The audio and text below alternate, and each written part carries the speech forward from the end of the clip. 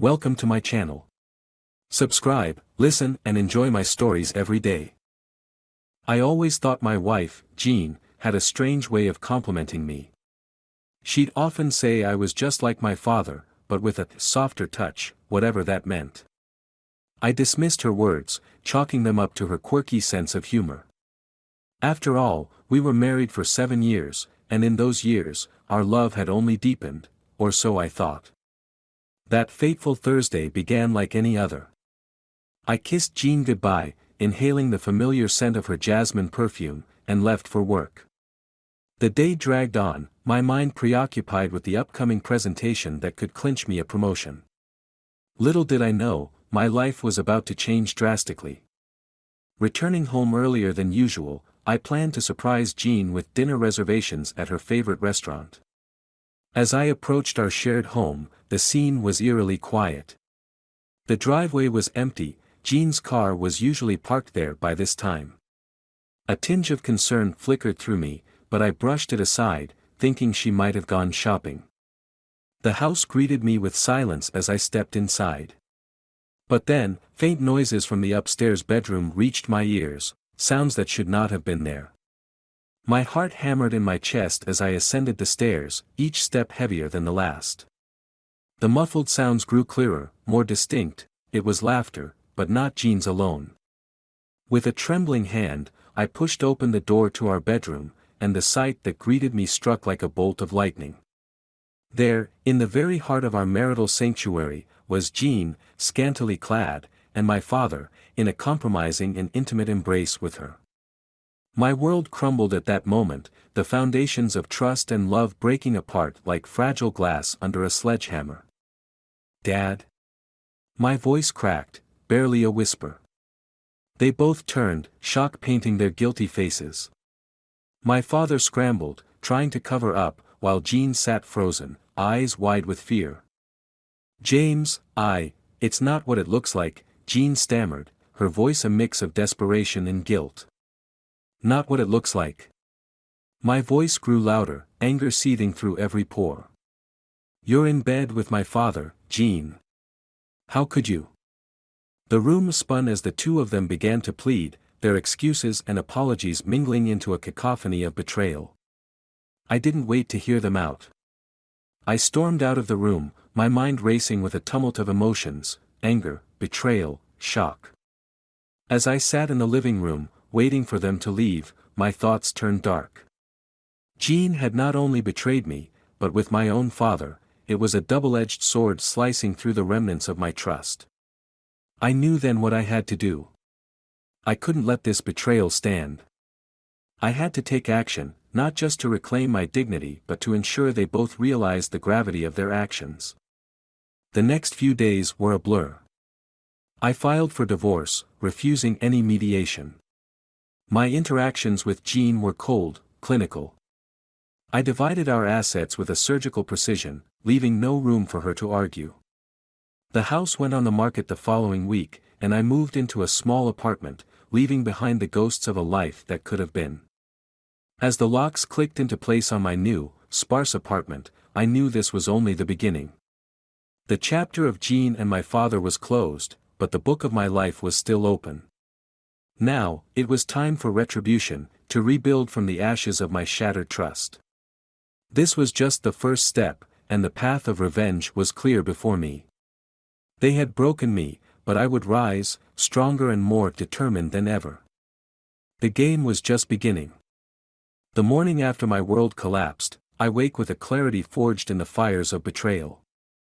The sun seems to mock my despair as it spills through the blinds of my new apartment, stark and too bright.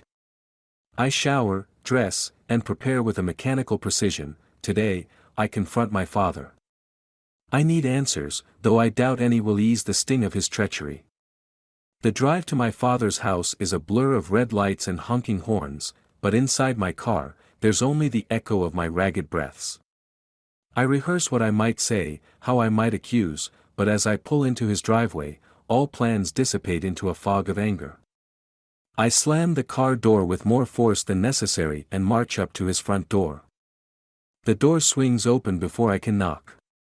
My father stands there, his appearance as disheveled as the man I saw entangled with Jean. The sight of him, vulnerable yet unmistakably guilty, fuels my fury. James, he begins, his voice trailing off under my glare.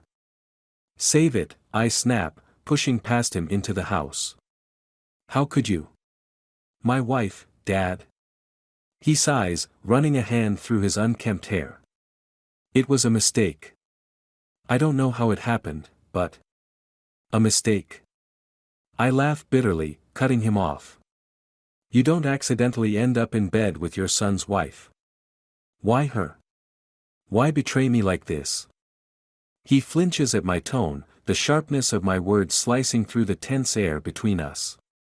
I was lonely, James. And she was there, it never meant to go this far. Lonely? The word tastes like poison on my tongue. And that justifies destroying your son's marriage? We stare at each other, the years of trust and love crumbling under the weight of his betrayal. My father looks older suddenly, his shoulders sagging. James, please. I'm sorry. I never wanted to hurt you, he pleads, his eyes desperate. Sorry doesn't fix this, Dad. You and Jean, you've ruined everything.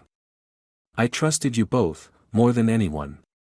He reaches out, as if to place a hand on my shoulder, but I recoil. Don't, I warn. I came here for answers, but I see now there's nothing you could say to make this right. You've made your choice. Turning on my heel, I leave him standing in the doorway, a broken man in a broken home. As I drive away, the seed of a plan begins to sprout in my mind. Jean and my father must face the consequences of their actions, not just through the divorce, but in a way that they truly understand the depth of their betrayal. Back in my apartment, I sit with my laptop open before me. I begin typing a letter, not just any letter, but a declaration of my intent. I will expose their affair, not just to our family but to everyone in their circles. Their reputations, their social standings, their peace of mind, I will dismantle it all, piece by piece.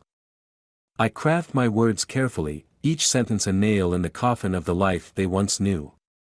The email addresses of family, friends, colleagues line the to field, a mere click away from sending. My finger hovers over the mouse, the weight of my next action heavy in my chest. This is just the beginning, I remind myself. They took everything from me, so I will return the favor. With a deep, steadying breath, I click send. The repercussions of this will be far-reaching and unpredictable, but necessary. There's no turning back now. I lean back in my chair, a cold satisfaction settling over me. The battle lines are drawn, and I am ready for war.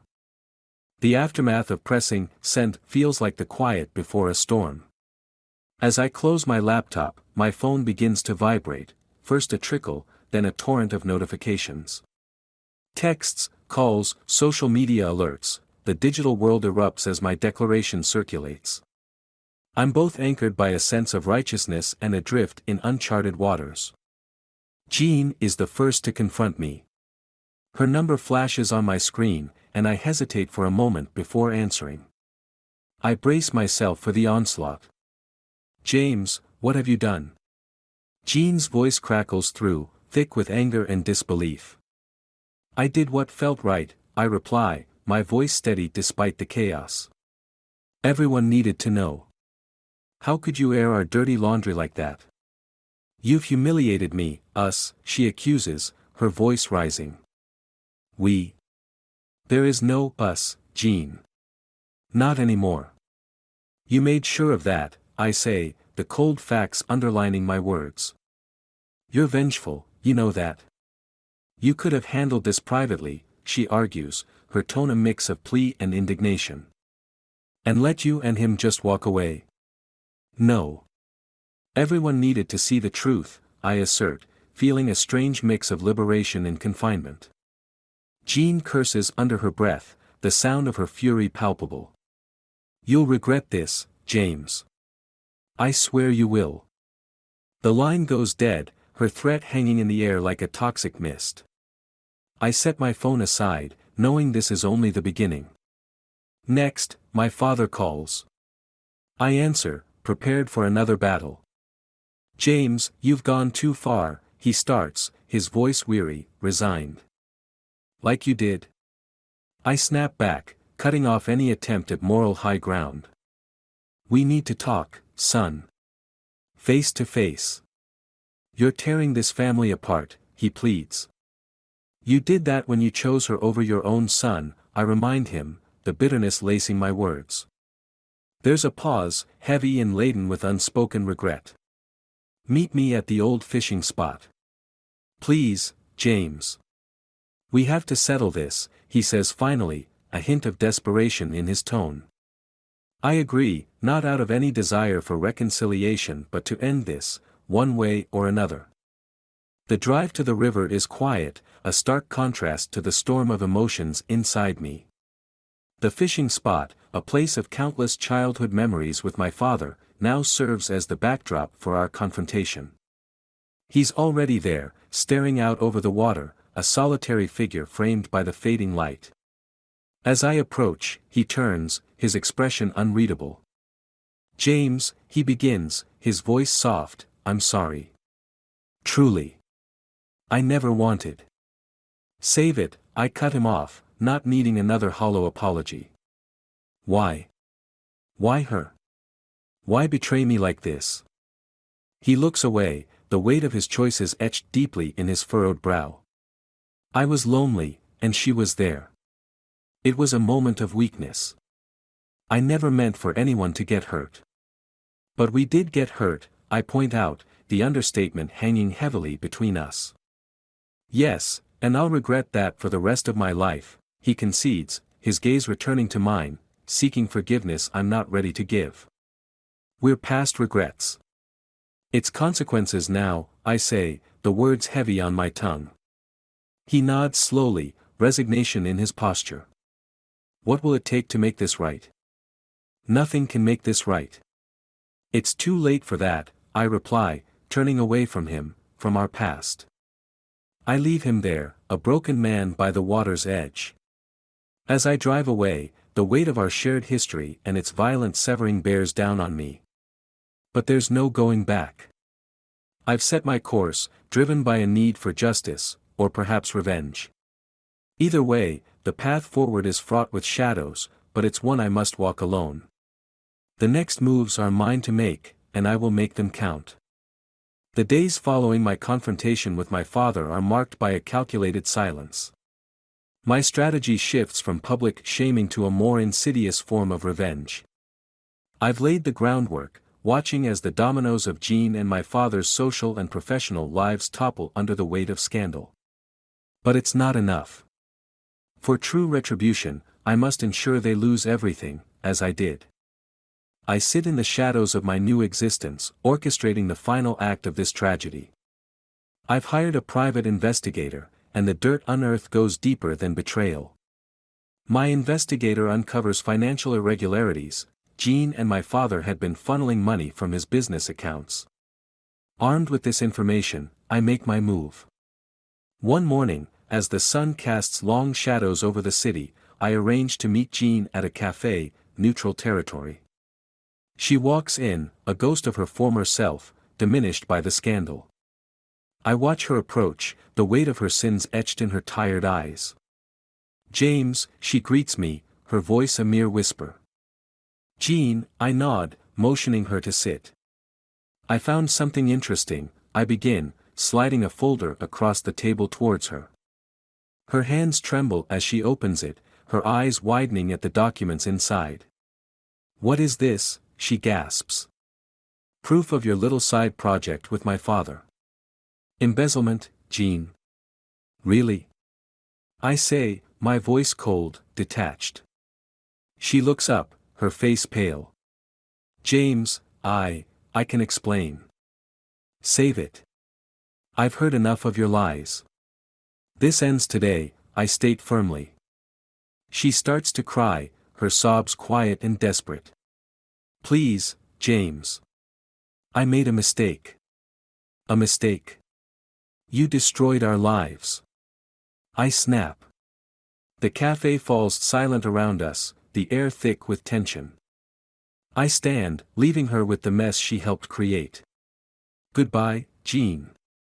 I hope it was worth it. From there, I go directly to my father's office, the final piece of my plan clear in my mind. He's alone, which suits my purposes perfectly. "James, what are you doing here?" he asks, surprise registering on his face. "Just tying up loose ends," I reply, tossing another copy of the financial records on his desk. He scans the documents, his complexion turning ashen. "Where did you get these?" "Does it matter?" "I'm giving you a choice, Dad. Confess and turn yourselves in, or I go to the authorities myself," I declare, my tone final. He slumps in his chair, defeated. "I'll handle it," he mutters. "No, we'll handle it. Together. After that, you're out of my life. For good," I assert. We drive to the police station in silence. Inside, as they confess their crimes, I watch, not as a son or a husband, but as an avenger satisfied with the justice served. Months pass. The scandal fades from public memory, but the scars remain. Jean and my father face the legal consequences of their actions, their lives dismantled as mine once was. I rebuild from the ashes, but the past never truly leaves us. One evening, a letter arrives. It's from Jean, a final plea for forgiveness. I read the words, her regrets and apologies filling the page. With a steady hand, I burn the letter, the flames consuming her last words to me. As I watch the embers fade, a sense of closure settles over me. They say revenge is a poison one drinks hoping the other person dies, but for me, it was the antidote. I'm free from the chains of their betrayal, ready to move forward, alone but unbroken. In the end, the greatest revenge is not just living well, it's knowing they never will.